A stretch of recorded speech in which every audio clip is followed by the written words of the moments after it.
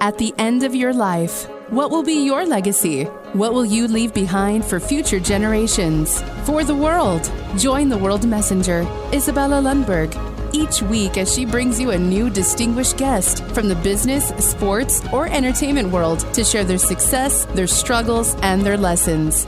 They will share their insights into current hot topics that affect everyone. Isabella facilitates an intimate, vulnerable environment to find the true value of humanity and real leadership.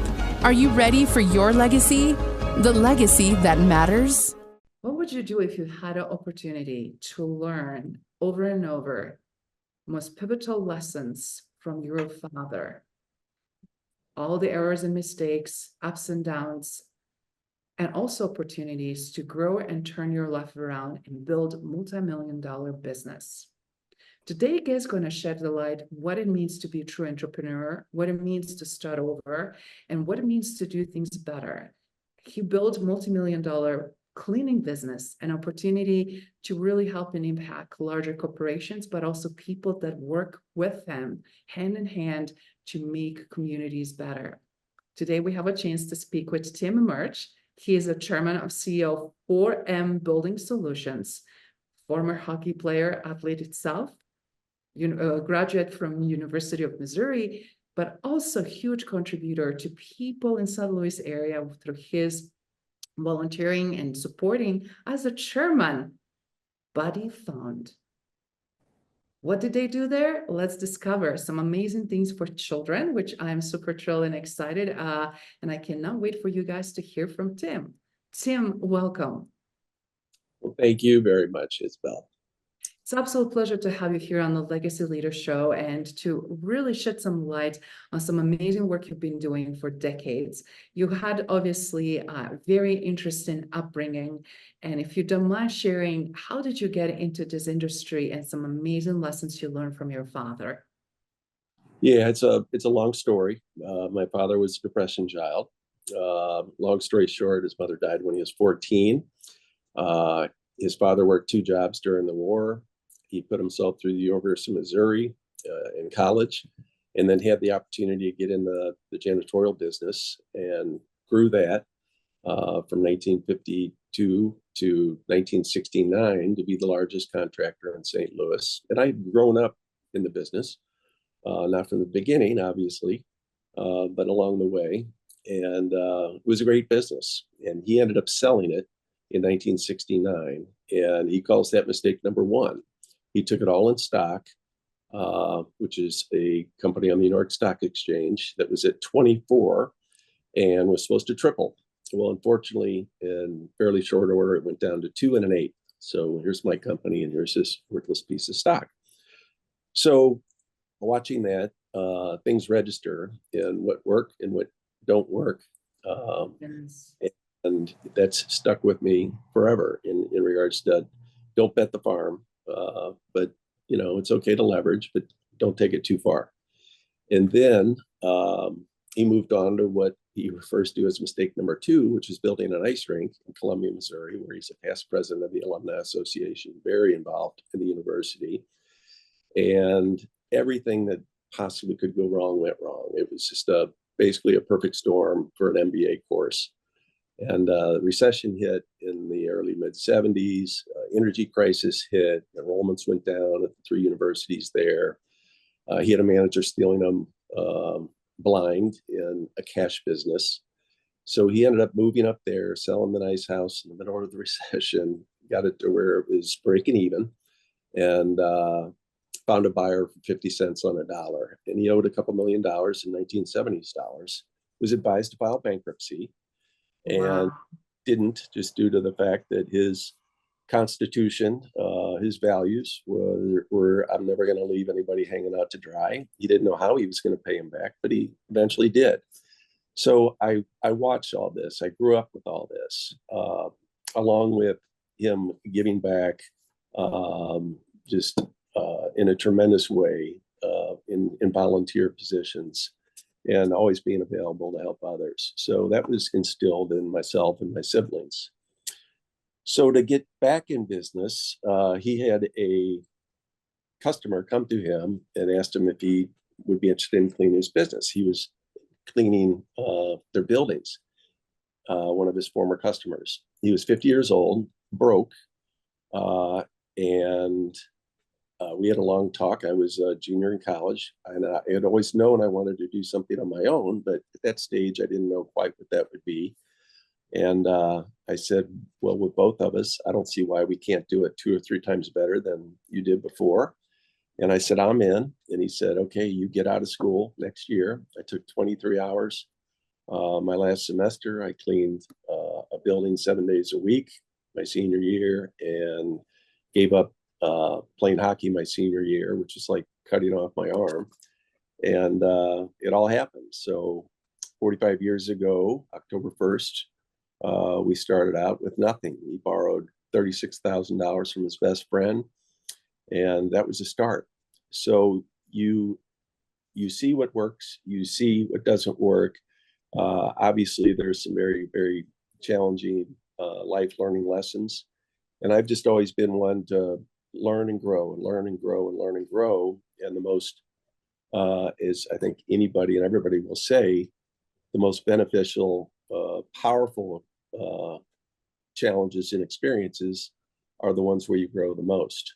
And having seen those, and then having the opportunity to try things, and I call it failing forward. As long as you're trying things and you're taking initiative and you're forging ahead, it may be 2 steps back, but in the long run, you're 4 or 5 steps ahead of where you were, because you're constantly pushing, and it's growing.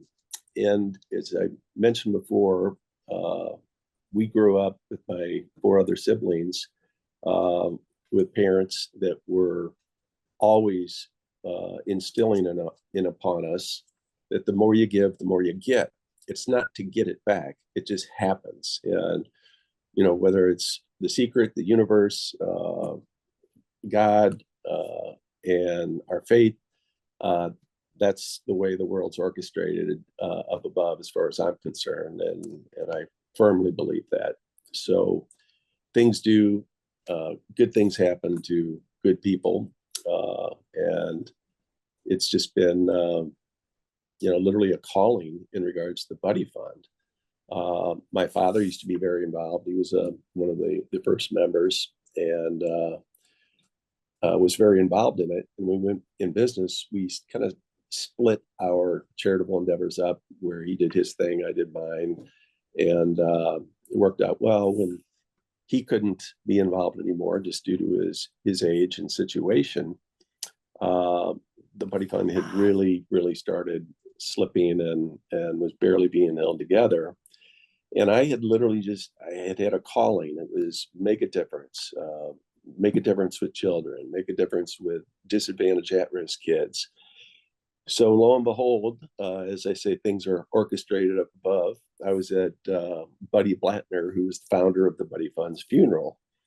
And I went up to his son-in-law, who was holding it together, and he was pretty tired at the time. And I said, I'd like to get involved. And he said, how about today? And I said, well, let's bury Buddy and pay our respects, and I'll talk to you tomorrow. So that's when I started about 15 years ago, took over shortly thereafter as chairman. And what we do is we provide sporting goods and equipment for disadvantaged, at-risk kids through recipient organizations such as Boys and Girls Clubs, K-Live, police athletic leagues. So we provide the sporting goods and equipment, and each year it positively affects over 87,000 kids in the entire metropolitan St. Louis area. So when it comes to a disadvantaged, at-risk male in the city of St. Louis that doesn't graduate high school, the chances, and this is proven from Officer Ronnie Robinson, who ran the Police Athletic League, it's in the 80 percentile that if they don't graduate high school, that they will be incarcerated or dead by the age of 24. So those are incredibly sobering statistics and facts. And it's not just St. Louis, it's any area throughout the country, and unfortunately the world. So education's the key, keeping them involved in sports, life skills building programs, and after school, before school activities, because these kids they usually don't get a dinner. They usually don't get a breakfast. A lot of them don't know who their fathers are. Their mother's either working 3 jobs or has substance abuse issues. And these are just the real facts. So what we do, and we'll have our recipient organizations, they all say the same thing. You all aren't changing lives. You're saving lives and keeping them up streets, because it's so easy to take the wrong turn and not have a moral compass. And what ends up happening is they don't know they're in a gang, and they are, and then they get sucked into it in 3rd grade. And they've got cash, they've got some nice jeans, they've got the Michael Jordans. Well, the kid across the street, he's wearing a raggedy t-shirt and shoes that have holes in them from his older brother. And he goes to school hungry and gets his first meal at school, and then gets lunch at school, and then has the opportunity to get a meal after school at these Boys and Girls athletic programs and recipient organizations. So it's incredibly gratifying. And I coined years ago a phrase, we can't do enough, because the need out there is so demanding. And when you see the impact that you have, you are changing lives, you are saving lives. And we've got an all volunteer board. We actually hired our first employee was my executive assistant, who spent most of her time on the buddy fund along with our business. And we've really turned this into just an amazing, full-fledged, grown-up charitable organization. We've got committees. Everybody just takes tremendous pride and satisfaction in what we do, our mission, and the results that we gain. And what's really neat is we've got a few suppliers that provide sporting goods and equipment, and they sell those to us at cost. So there aren't too many charities out there that I know of at all that can double the purchasing power. So every dollar we get that's donated or granted to us, we turn that into $2 worth of purchasing power. And when you think about a $10 or $20 basketball, and what that one basketball does for a gymnasium at one of these centers, it affects dozens and dozens and dozens of kids. And then when you bring a dozen balls in, or baseball equipment, football equipment, and soccer balls, that's where we have the positive effects. And as I said, it's just incredibly gratifying. We now have a young leaders board, and they have their activities and fundraising activities. We've got a kickball tournament coming up. It'll be the second one. So the passion that everybody, young and old, on our board it's just priceless. So I can go on and on, but we can definitely tell that is your amazing passion, but it's amazing also legacy that you're carrying and how you impact in others, which is fantastic. So I love how you brought up aspects of upbringing and what your father instilled in you and your siblings, and how you stepped in to help and build the enterprise that you are very proud of today. But in the same time, how you're serving community. Because we know that even decades and decades ago, kids are underprivileged, and unfortunately not everybody gets a chance to even see what they're good at in terms of athletics. And having this obviously body fund, I feel like that's such a phenomenal way. And I just want to bring this up, that distinction you said, it's not about just impacting, but also saving the lives and making this a lasting impact of foundation, showing the community cares. It's just tremendous, and I want to kudos you for that. So with those two beautiful things to kind of go hand in hand, employing people that are looking and seeking opportunities, being able to make a better life for them and their families, as well as obviously using this body fund and opportunities for kids to explore what they're good at and also have choice and opportunities. Could you please share, obviously, some of the stories that really you felt like really brought your vibe back? Why you're doing what you're doing?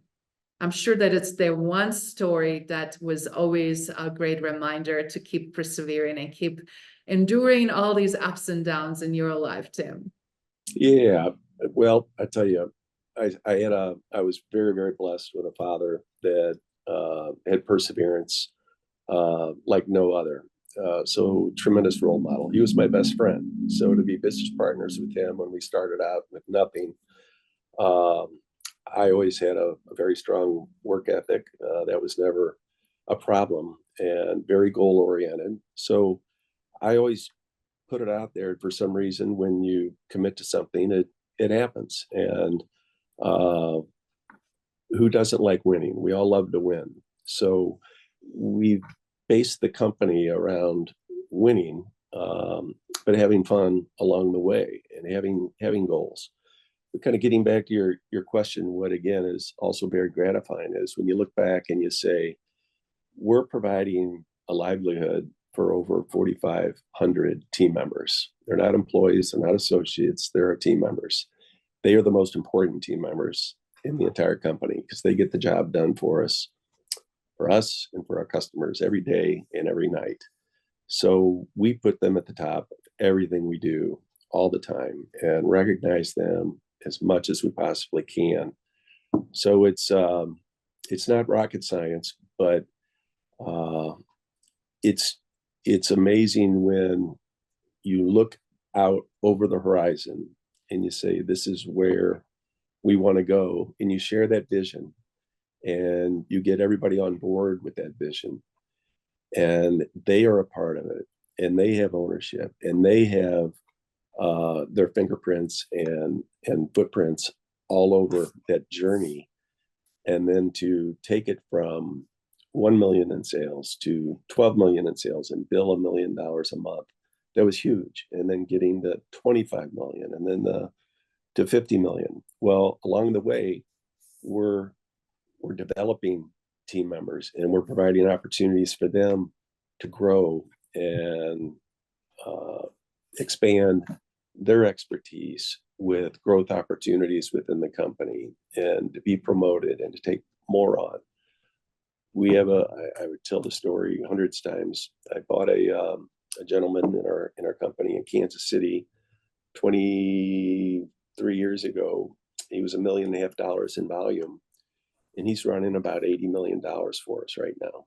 So when you talk about the growth and the opportunities and treating everybody literally as partners, the way we have things set up and structured, we love to win, we love to grow, we love to celebrate, and we love to do it again. So then we set the goal from 50 to 100. We were stuck at 50 for a long time. And I said, enough's enough. And I called it the moonshot. We're going to the moon and we're going to do it within this time frame.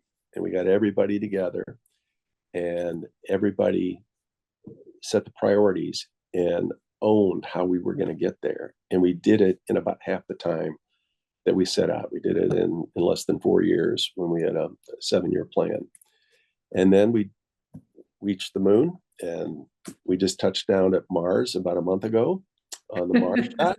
Woohoo! Congratulations. That was 150 million. And now we're off to Jupiter for a $250 million journey and voyage. So it's exciting. It's fun. We're in a very, very, very tough business. It's a people business. Always has been, always will be. If it was that easy, all our customers would be doing it themselves. And they don't want any part of that. So it's all about people. It's treating them right with dignity, respect, paying them a very fair wage, and then recognize them as often as possible. And it's been a great journey and very rewarding and very gratifying. But to be able to do what we've done for others is probably the top of the list.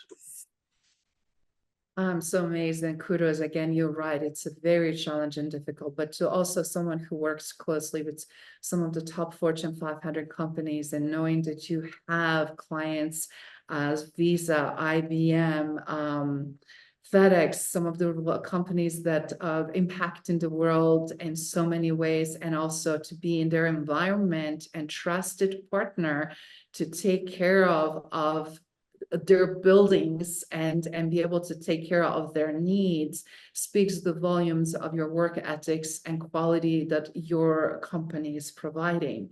But also, again, I love how you treat your employees, because we're seeing huge issues obviously across US and everywhere international, but specifically in US right now, where people are not treated as the biggest asset. And anybody, which I always keep saying, what is the biggest asset in company? It's not technology and buildings itself, but people, and everything else will be as a result of it, right? If we do that. And since like you're not only able to recognize them, but then also able to create amazing culture and environment. So kudos on that. Yeah, culture's king. Culture is everything, and it's something that we wanted to capture in the early 90s when labor was really tough. I said, I want to turn this inside out, upside down. I want to completely differentiate ourselves, find team members doing things right, not just no news is good news, the rest is bad. It's going out of our way to find team members doing things right, making a really big deal about it, and then making it a great place to work. A want to, not a have to. And that's a big, big, big difference. And that all ties in with culture and leading and winning and along with those recognition. And it's a lot of details, thousands and thousands of locations every single day, every single night. And the expectation is there, and it is out of sight, out of mind. Meaning, if our customers don't see it, that means we've done a very good job. If they see it, that means we missed something.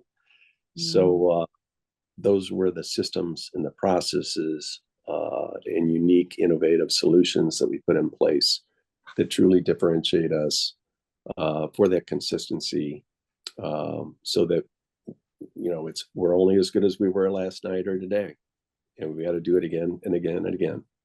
I love that it's never jeopardizing the quality and always measures to those standards, and because it is the daily effort that accumulates over a period of time. But as you said, everything, if it's something missed, it's seen, and that's the problem.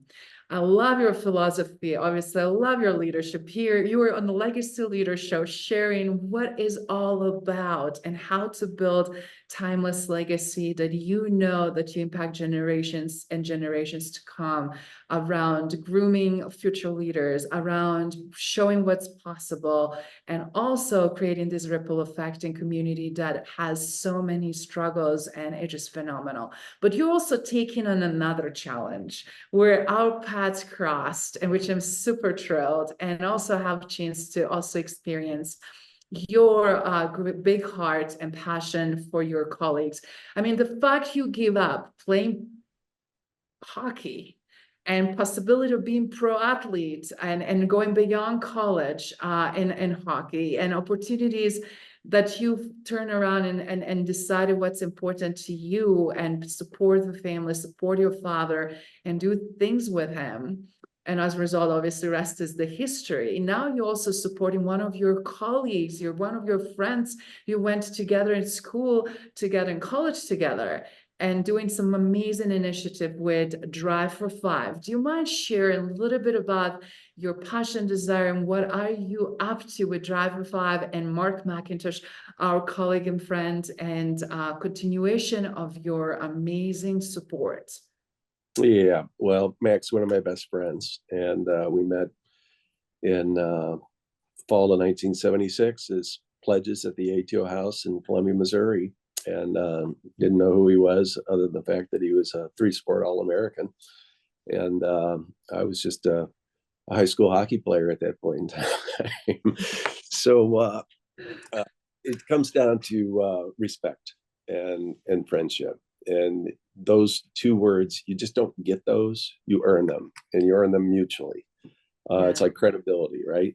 You just don't get it. You have to earn it. So Mac's been at the top of the list.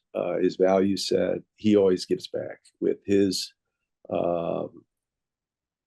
value set and his commitment to a stronger chord, which is working with the homeless in the Denver community and wanting to expand that. So I've been comparing notes with him and on the Putty Fund and a stronger chord. And, an athlete like Mac could have played pro sports. Me, not so much.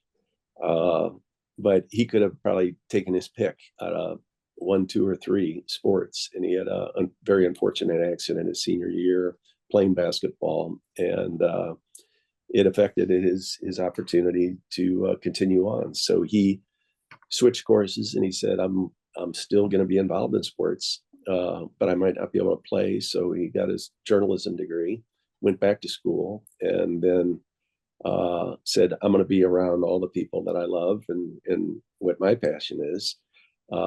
So he was a sportscaster for years in Denver, covering the Buffaloes and Broncos there, and did an outstanding job. So we stay in touch, we follow and all that. And then here's this guy who's just a specimen of health. And it's where you scratch your head and ask questions upstairs, why? Well, we don't know why. But he and countless others out there get these incurable diseases that come out of nowhere. And it's your attitude and how you deal with it and how you deal with adversity. And I'll tell you, Mac being a competitor, Mac being a leader, Mac being the playing with the cards that he's dealt, never heard one complaint, never heard, woe is me. It's, hey, we got this. This is what happened. We're gonna win. We're gonna overcome it. We're gonna do this. So sitting in a dialysis chair for the past 8-9 months for 4 hours, 3 days a week, it's a bump in the road for a guy like Mac. And along the way, he went to prayer group on a Friday morning and said, I need a new kidney. And they said, Mac, get over yourself. Find 5,000. Wow. Wow.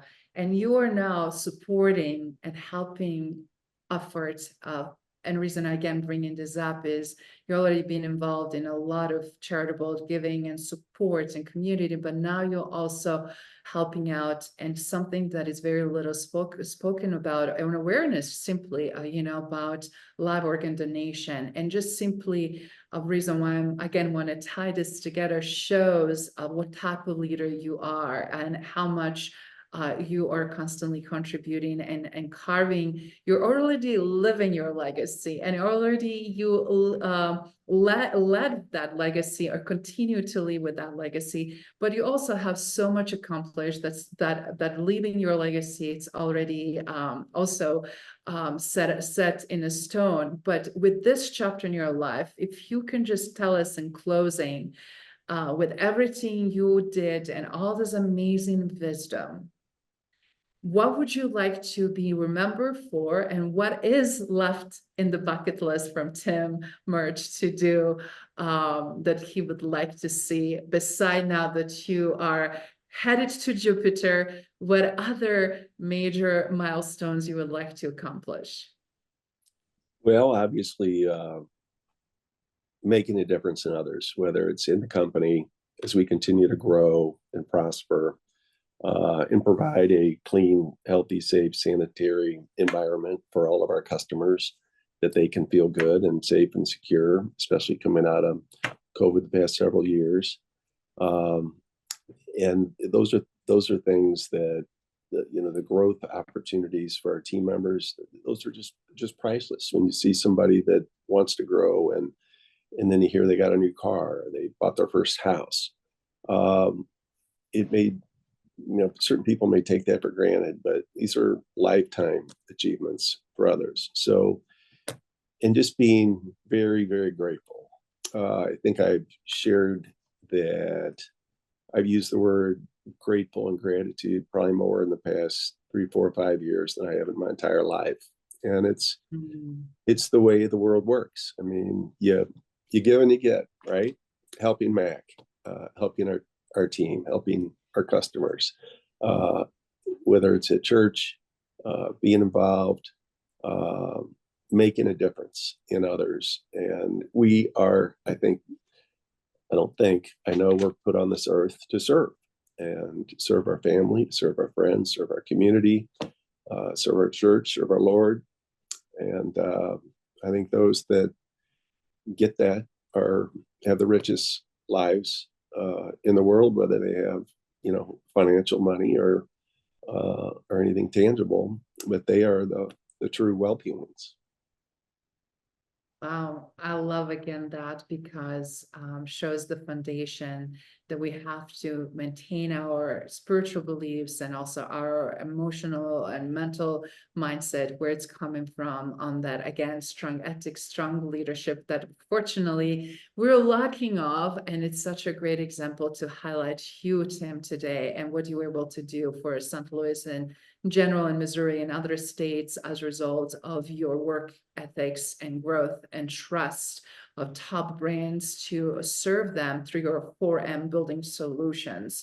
And as you said, very tough business, very difficult, too many moving parts, too much going on, but then yet trust in your people, creating culture where people know that they belong, and creating now more and more efforts on larger scale for others to also benefit from. Thank you so much. And for everyone that is struggling, I love that you also tapped into faith and spiritual and religious belief there as well, because I always find working with people from so many different countries, how important it is to validate and accept that, because everybody comes from different backgrounds, and that diversity and diverse way of thinking or can truly make huge impact also in shaping the culture. In closing, for everybody that is struggling, and we know that so many people are, either with their own companies that are not growing, or with companies that are part of, they don't have as healthy culture, or just simply emotional, personal stuff that are giving them challenge, as our friend, that where it's health maybe related or whatever it is, what would you give them as a one piece of advice to persevere and keep going? You just said the word, persevere, and never, ever, ever get up. I've got I can turn it, I don't know if you can see that or not, but there is a sign up there that says, never, ever, ever give up. And you've got your days. We all have our days. We all have our windows, our challenges, whether it's personal, business, family, health, and those waves continue to come in, but it's how you deal with them. It's the Mark McIntoshes. It's the attitude. It's the can do. And I am going to overcome this. I will overcome this. And I'm going to do the right thing. So it's a mindset. It's a paradigm. It's a choice. It could be, I've always said, it could be rainy or nasty weather for a month straight, but it's a beautiful day. It's your choice. Thank you for listening to Legacy Leader Show. If you enjoyed the content and had a positive experience, then please leave us a positive rating. In addition, leave us a positive review whenever you are listening on whatever platform there might be.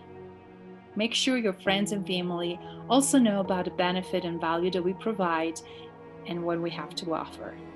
Cheers.